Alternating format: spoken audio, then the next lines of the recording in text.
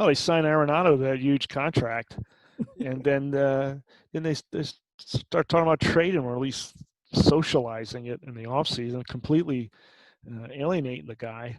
It seems like they signed him and then threw a party like that. That was their World Series. They stopped. They stopped adding to the club. It's weird. Right, and they just now suddenly they don't. Well, wait a minute. We need to move this guy, or else we can't have a good team. And why did you sign him to that brutal huge contract? Absolutely. Let's go back to the Padres real quick. Padres, obviously young team. They have the Lamets and the Chris Paddocks of the world. Right. Garrett Richards, if he's healthy, is a good addition to that pitching staff in some form. I really like their catching tandem. They're both young. Austin Hedges, great defensively. Francisco Mejia should hit. So if they get more from their catchers offensively, that lineup should be pretty good. Fernando Tatis missed a little bit more than half the season last year too. That certainly hurt him. But young, and they did add Drew Pomeranz and Profar, and they made the trade Hunter Renfroe, Tommy Pham. Whether that makes them better or not, I'm not really sure. Probably makes them better defensively. I'm not sure if that makes the lineup better. Eric Hosmer at first base. So you're solid defensively, and you're going to get a veteran there. I still think this team is a year away, but again, a 60-game schedule. All they need to do is like hit this 20-game sparked stretch, and we're talking about a completely different situation. I would not be surprised if we looked up at the end of the year, if we get through 60 games, and it's the Dodgers with 40 wins and the Padres with 30 or more being the second place team. That wouldn't surprise me. Would that surprise you a whole lot?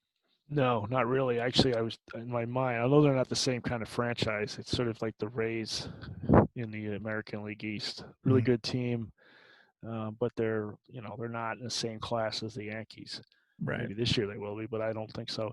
But yeah, the bullpen is particularly strong with, like you said, Pagan and Pomeranz. And then they already had Kirby Yates. Their bullpen was one of the better bullpens last year. And now you add these guys.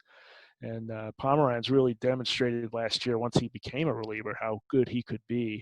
Right. So that'll help keep him in games. And like the guys you mentioned in the rotation are solid. I mean, Richards, he's coming. I think he's coming off Tommy John, but he certainly can be. If he jumped back to like his 2018 form or before that, he certainly can help them out. Yeah, he's pretty nasty. Yeah, good. Yeah. Just about actually watched a little bit of him here. I think they were playing I forget who they were playing on TV here the other night, and he was pitching, and he looked okay. He looked like he was pretty decent. So we'll see. Should be a fun team, the Padres. If we're looking for a fun team in the National League, I think everybody's going to talk about the Reds, but I think the Padres are certainly there as well. Another sexy pick for the wild card. A lot of people will pick these guys, and I wouldn't pick the Padres for a wild card, but I wouldn't be shocked if they made it. But I'd certainly root for them over most. I would call them a contender for the wild card. That's a good way to put it. Absolutely.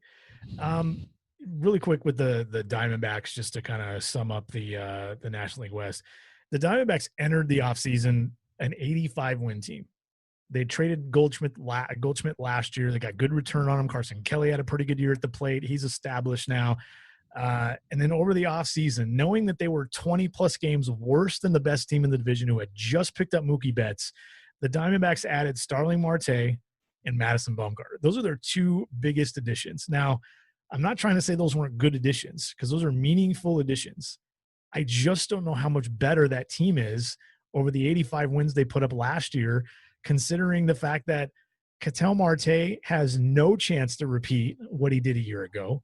And that team, I don't know if that team actually got better. So they might be the equivalent of an 85-win team this year again and end up, 7 to 10 games behind the Dodgers in the West. I'm not sure the West has a wild card team in them. I think it's going to come from the East.